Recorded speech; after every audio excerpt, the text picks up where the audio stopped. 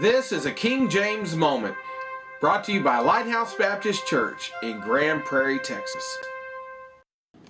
Arguably one of the most recognizable and certainly memorizable verses in all the Bible is John 3:16, which says, "For God so loved the world that he gave his only begotten Son, that whosoever believeth in him should not perish, but have everlasting life." See, the word begotten has a very important distinction.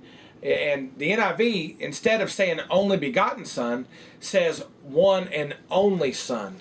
Now, friend, that is not correct. By omitting the word begotten from this verse and also from John chapter number 1, verses 14 and 18, and again in John chapter number 3, just two verses after John 3:16, in verse 18, and again in John 4 and verse number 9, the NIV actually creates a contradiction in the Bible. Because Adam was called a son of God in Luke 3:38. The angels were called sons of God in Job 1 and Genesis 6. And the reason they were called that is because God created Adam and the angels directly. Even Christians are called sons of God in 1 John chapter number 3 and verse number 2 because we were adopted by God. And that's according to Romans 8:15 and Galatians chapter number 4 verses 5 through 7. See, when our spirit was born again by the Holy Spirit, through the spirit of adoption, we became sons of God according to John chapter number 3.